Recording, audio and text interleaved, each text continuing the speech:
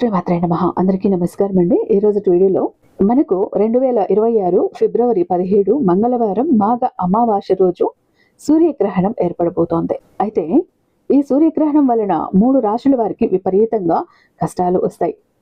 వీరికి గండాలు పొంచి ఉన్నాయి. గ్రహాలు అస్సలు అనుకూలంగా లేవు. ఈ 3 రాశుల్లో మీ రాశి ఉందేమో వెంటనే చూసుకోండి. ఈ నెల 17న అంటే ఫిబ్రవరి 17న 2026న ఏర్పడేది ఒక భయంకరమైనటువంటి సూర్యగ్రహణం. అసలే కాలం బాగోలేదు. ఈ గ్రహాలన్నీ వక్రించి ఉన్నాయి. ఇలాంటి సమయంలో ఈ సూర్యగ్రహణం రావటం అంటే అది మామూలు విషయం కాదండి. గ్రహణం తర్వాత ముఖ్యంగా ఈ 3 రాశులు అయితే అప్రమత్తంగా ఉండకపోతే మాత్రం ప్రాణాల మీదకే వచ్చే ప్రమాదం అయితే ఉంది. మరణగండం అంటే భయపెట్టడం కాదు. జ్యోతిష శాస్త్రం ప్రకారం గ్రహాల స్థితిగతులు అలా ఉన్నాయి. మరి ఈ వీడియోలో అసలు ఈ సూర్యగ్రహణం ఎప్పుడు పడుతుంది, దీని ప్రభావం ఎలా ఉంటుంది, ఏ ఏ రాశుల వారికి గండాలు పొంచి ఉన్నాయి, వారు ఎలాంటి జాగ్రత్తలు తీసుకోవాలి అనే విషయాలన్నీ పూసగూర్చినట్టుగా వివరంగా ఇక్కడైతే చెప్పుకుందాం. అయితే ముందుగా మన వీడియోని ఎక్కడ స్కిప్ చేయకుండా మిస్ చేయకుండా చివరి వరకు చూడండి, లేకపోతే మీకే నష్టం. వీడియోలోకి వెళ్లే ముందు ఓం నమః శివాయ అంటూ కామెంట్ టైప్ చేసి పెట్టి వీడియో చూడటం మర్చిపోవద్దు.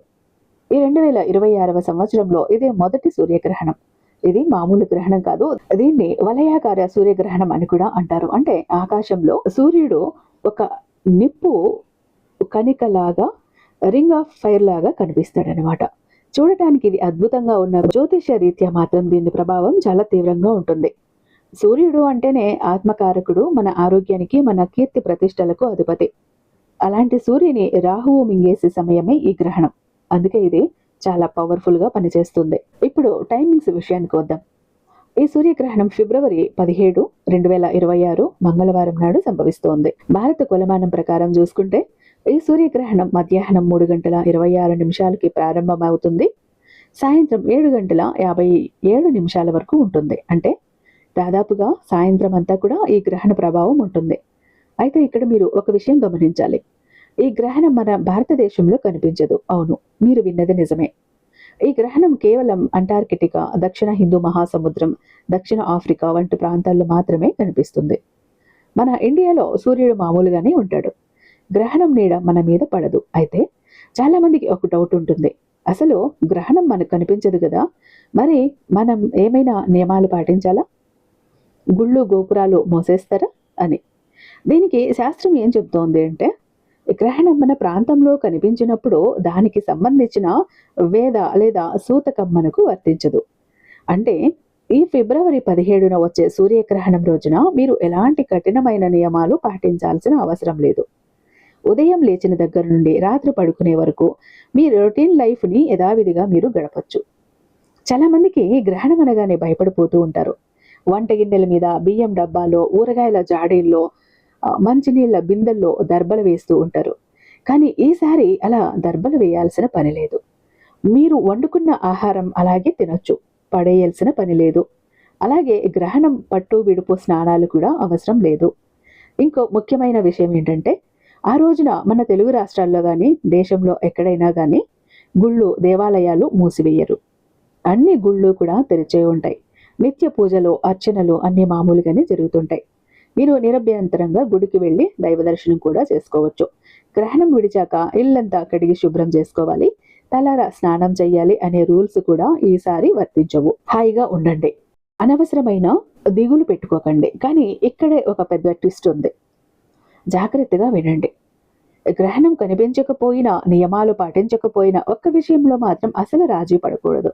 అదే గర్భిణీ స్త్రీల విషయం. మన పెద్దవాళ్ళు శాస్త్రజ్ఞులు చెప్పేది ఏంటంటే, సూర్యగ్రహణం ఎక్కడ ఏర్పడినా సూర్యుడి నుండి వచ్చే ఆ కిరణాల్లో మార్పులు జరుగుతాయి.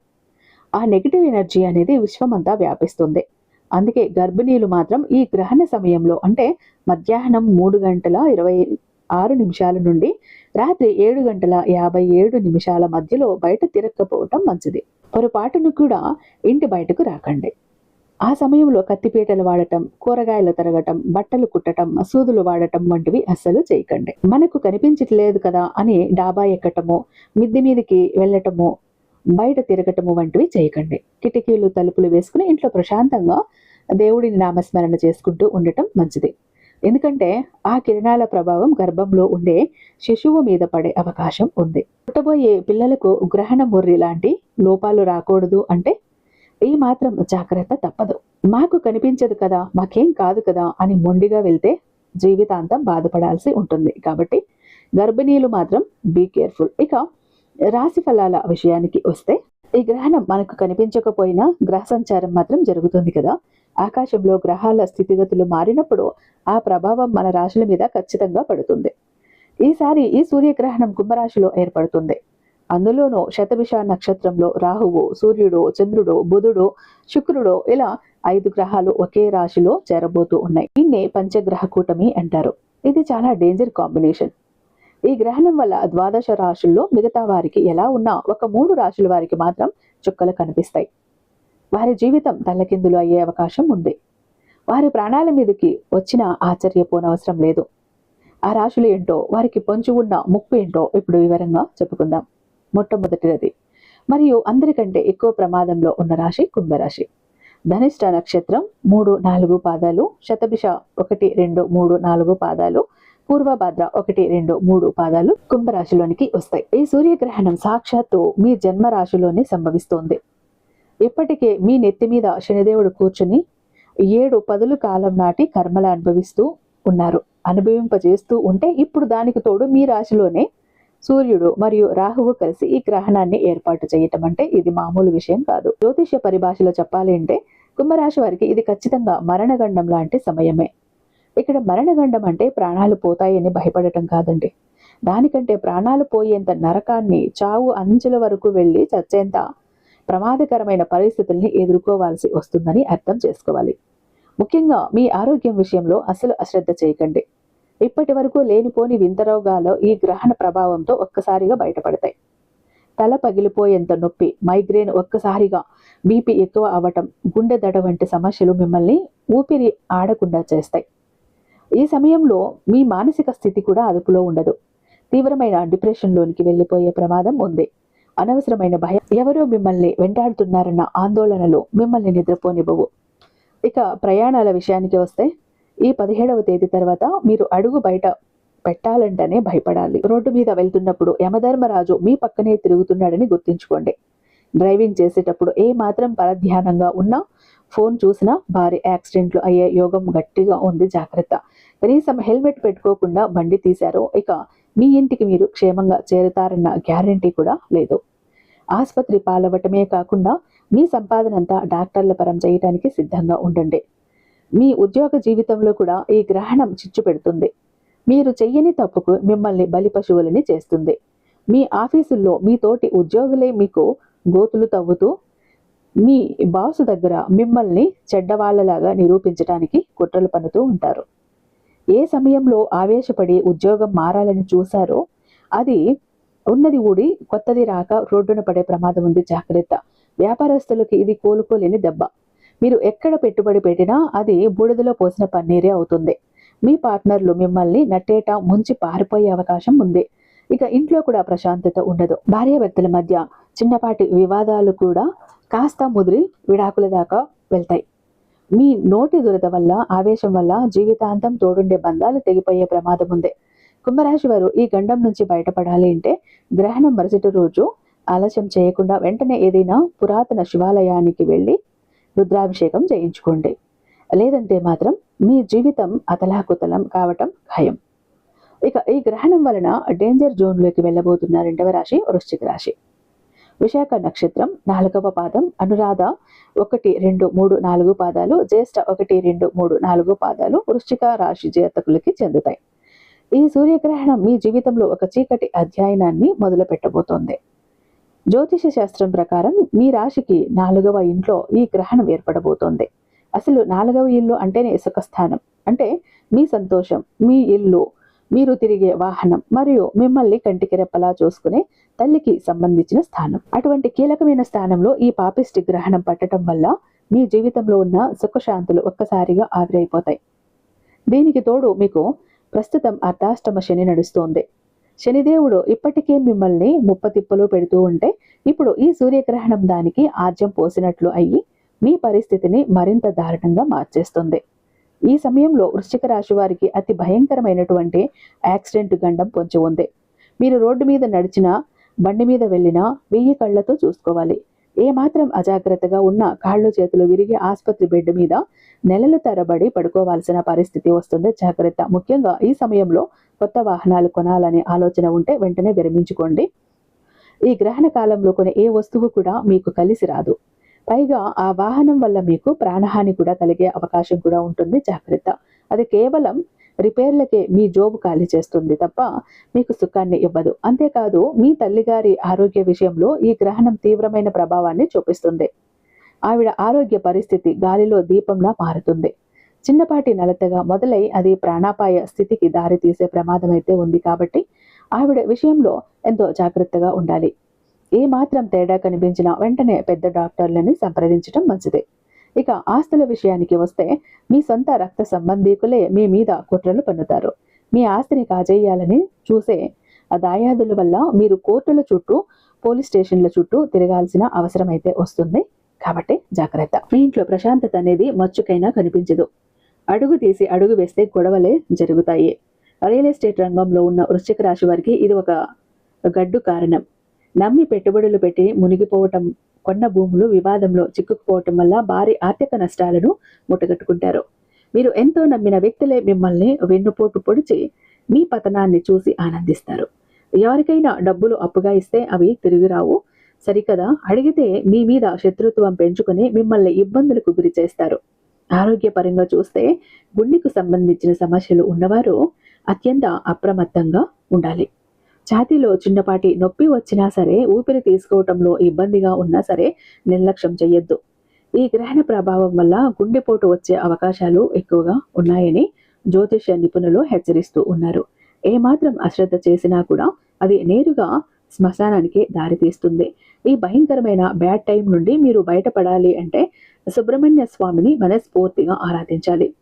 కుజగ్రహానికి శాంతి పూజలు చేయించుకోవటం వల్ల కొంత మేర ఉపశమనం అయితే లభిస్తుంది.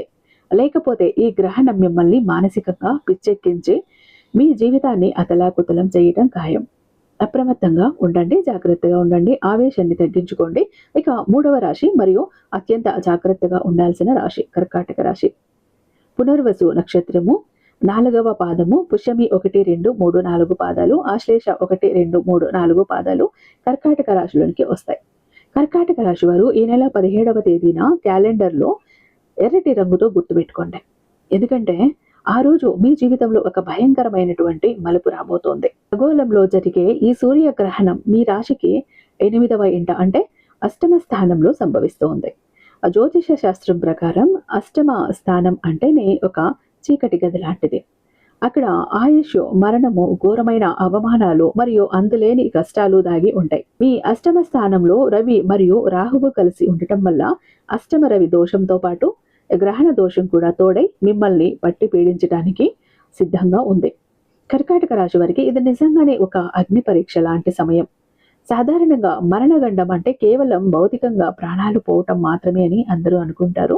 కానీ బ్రతికుండగానే పరువు పోవటం, సమాజంలో తలదించుకోవాల్సిన పరిస్థితి రావటం కూడా చావటంతో సమానమే అవుతుంది. ఈ గ్రహణ ప్రభావం వల్ల మీకు అటువంటి ఘోరమైన అవమానాలు జరిగే అవకాశం మెండుగా ఉంది. మీరు చెయ్యని తప్పుకు అందరూ మిమ్మల్ని వేలెత్తి చూపిస్తారు. మీ మీద లేనిపోని నిందలు వేస్తారు. మీరు ఎంత నిజాయితీగా ఉన్నా కూడా ఈ సమయంలో మీ మాటను ఎవరూ నమ్మరు. సరికదా, మిమ్మల్ని ఒక నేరస్తుడిలా చూసే ప్రమాదం అయితే ఉంది. ఏ పని మొదలుపెట్టినా అందులో ఆటంకాలే ఎదురవుతూ ఉంటాయి. అడుగడుగునా కూడా ఫెయిల్యూర్స్ మిమ్మల్ని పలకరిస్తూనే ఉంటాయి. ఇక ఆరోగ్యం విషయానికి వస్తే, కర్కాటక రాశి వారు ఈ సమయంలో అత్యంత జాగ్రత్తగా ఉండాలి. ఎప్పటి వరకు అదుపులో ఉన్నాయి అంటే గనక, ఇప్పటి వరకు అదుపులో ఉన్న దీర్ఘకాలిక వ్యాధులు ఒక్కసారిగా తిరగబెట్టి మిమ్మల్ని ఆసుపత్రి పాలు చేస్తాయి. ముఖ్యంగా కడుపుకు సంబంధించిన సమస్యలు, ఫుడ్ పాయిజనింగ్ వంటి సమస్యలు మిమ్మల్ని ఇబ్బంది పెడుతూ ఉంటాయి. కొన్ని ప్రాంతాల్లో అత్యవసరంగా సర్జరీలు చేయాల్సిన వచ్చే సూచనలు కూడా బలంగా కనిపిస్తున్నాయి. కేవలం అనారోగ్యమే కాదు, మీకు ప్రమాద గండం కూడా పొంచి ఉంది. అగ్ని ప్రమాదాలు, కరెంటు షాకులు తగిలే అవకాశం కూడా ఉంది. కాబట్టి ఇంట్లో ఉన్న ఎలక్ట్రానిక్ వస్తువులతో లేదా వంటగదిలో మంటతో పనిచేసేటప్పుడు చాలా జాగ్రత్తగా ఉండండి. ఏమాత్రం అజాగ్రత్తగా ఉన్నా అది ప్రాణాపాయానికి దారితీస్తుంది. ఆర్థికంగా కూడా ఈ గ్రహణం మిమ్మల్ని కోలుకోలేని దెబ్బతీస్తుంది. చేతిలో చిల్లిగవ్వ మిగలదు. అనవసరమైన ఖర్చులు కొండలా పేరుకుపోతాయి. అప్పుల వాళ్ళు మీ ఇంటి ముందు నిలబడి గొడవ చేసే పరిస్థితి రావచ్చు. ఆ అవమానం భరించలేక మీరు తీవ్రమైన మానసిక వేదనకి గురి అవుతూ ఉంటారు. విదేశాల్లో ఉన్న కర్కాటక రాశి వారికి ఇది మరింత గడ్డు కాలం. వీసా సమస్యలు తలెత్తటం, ఉద్యోగం ఊడిపోయి భయం వెంటాడటం వల్ల మీరు రాత్రులు సరిగ్గా నిద్రపోరు. విద్యార్థులు చదువు మీద ఏకాగ్రత కోల్పోతారు. ఎన్ని గంటలు చదివినా బుర్రకెక్కదు. అయితే పరీక్షల్లో ఫెయిల్ అయ్యే ప్రమాదం కూడా ఉంది. ఇక ప్రేమ వ్యవహారాల్లో ఉన్నవారికి గ్రహణం ఒక శాపంలా మారబోతోంది. మీ ప్రాణం కన్నా మిన్నగా ప్రేమించిన వారు మిమ్మల్ని అపార్థం చేసుకునే చిన్న చిన్న కారణాలతో బ్రేకప్ చెప్పి వెళ్ళిపోతూ ఉంటారు. ఆ విరహ వేదన మిమ్మల్ని పిచ్చెక్కించేలాగా చేస్తుంది. మీ పార్ట్నర్ మిమ్మల్ని వదిలేసి వేరే వాళ్లతో వెళ్ళిపోయే సూచనలు కూడా ఉన్నాయి. ఈ భయంకరమైన గ్రహణ దోషం నుండి మీరు బయటపడాలి అంటే దుర్గాదేవిని అత్యంత భక్తితో పూజించాలి. రాహుకేతువులకు శాంతి పూజలు చేసుకోవటం మీకు తప్పనిసరి. లేకపోతే ఈ గ్రహణ ప్రభావం కేవలం ఆ ఒక్క రోజుతో పోదు, రాబోయే 6 నెలల పాటు మిమ్మల్ని నీడలా వెంటాడుతూ ఉంటుంది. మీ జీవితాన్ని అతలాకుతలం చేయటానికి గ్రహణం ఒక నిప్పు కణంలా మారుతుంది. జాగ్రత్త పడకపోతే భస్మం కాక తప్పదు. చివరిగా మీకు నొక్కి చెప్పేది ఒకటే. కుంభ, వృశ్చిక మరియు కర్కాటక రాశుల వారు ఈ ఫిబ్రవరి 17వ తేదీన మీ జీవితంలో ఒక ఘనకాలంగా గుర్తించి అత్యంత అప్రమత్తంగా ఉండాలి. బహుశా మీ చుట్టుపక్కల వారు ఈ గ్రహణం మనకు కనిపించదు కదా, నియమాలు ఏమీ లేవు కదా అని చాలా తేలికగా మాట్లాడొచ్చు. గుళ్ళు కూడా తెరిచే ఉంటాయి కదా అని మీరు అశ్రద్ధ చేయవచ్చు. కానీ గుర్తుపెట్టుకోండి, గ్రహణం కంటికి కనిపించినా కనిపించకపోయినా విశ్వంలో గ్రహాల మధ్య జరిగేటటువంటి ఆ కిరణాల యుద్ధం మీ జాతక చక్రం మీద గట్టి ప్రభావం చూపిస్తుంది. సూర్యుడు, చంద్రుడు, రాహువుల కలయిక మీ రాశి చక్రంలో ఏదో ఒక మూల అలజడైతే సృష్టిస్తూనే ఉంటుంది. ఇది శాస్త్రం చెప్పిన నిగూఢ సత్యం. దీన్ని కాదనటం ఎవ్వరి తరము కూడా కాదు.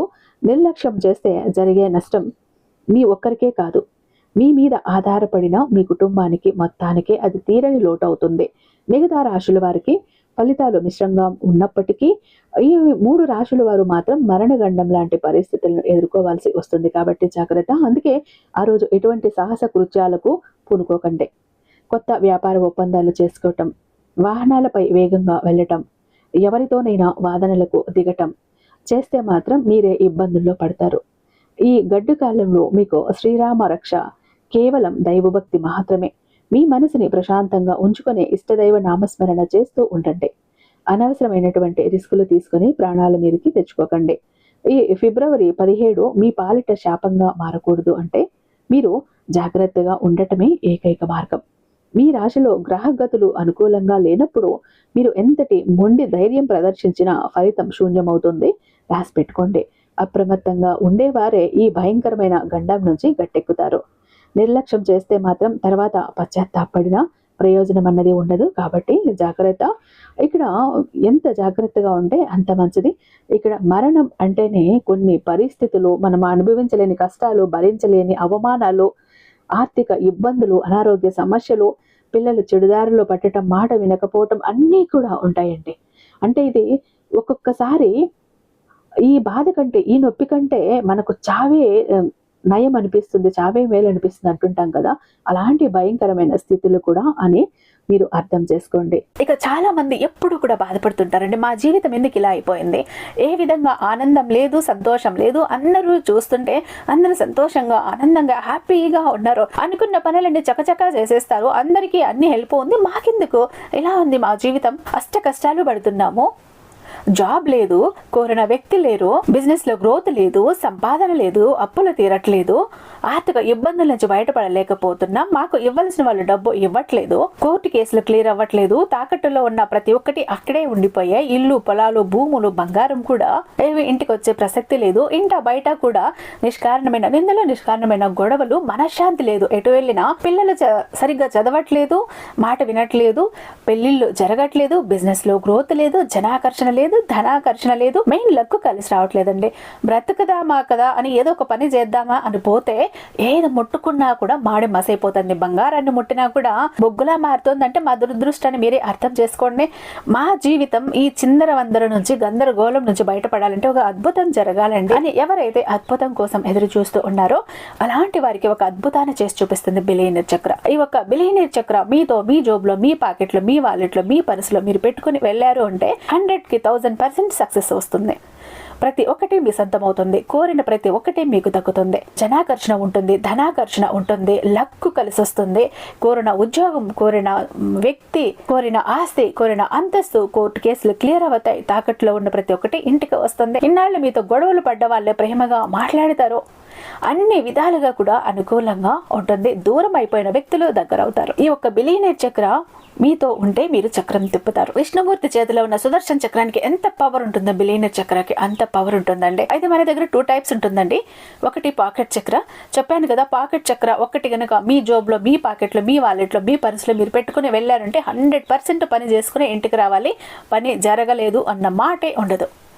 ఫ్యామిలీ ప్యాక్ అన్నప్పుడు 3 చక్రాస్ ఉంటాయి. ఒకటి పూజా గది చక్ర, 2 పాకెట్ చక్రాస్. పూజా గది చక్ర ఎందుకండి అంటే మీ ఇంటి పరంగా, బిజినెస్ ఏరియాలో, వ్యాపార స్థలంలో ఎలాంటి ఒడిదుడుకులు ఉన్నా, నెగిటివ్ ఎనర్జీస్ ఉన్నా, డబ్బు నిలకడగా లేకపోయినా, జనాల కళ్ళు ఉన్నా, జనాల ఏడుపులు ఉన్నా, నరదృష్టి, నరఘోష అన్ని పటాపంచలైపోతాయి. పాకెట్ చక్రాస్ 2 ఎందుకండి, వైఫ్ హస్బెండ్ ఇద్దరు వర్కింగ్ కాబట్టి, ఇద్దరికి సక్సెస్ కావాలి కాబట్టి, అంటే ఒక ఫ్యామిలీకి టోటల్ గా ఒక ప్రొటెక్షన్ లా ఉంటుంది బిలియనీర్ చక్ర.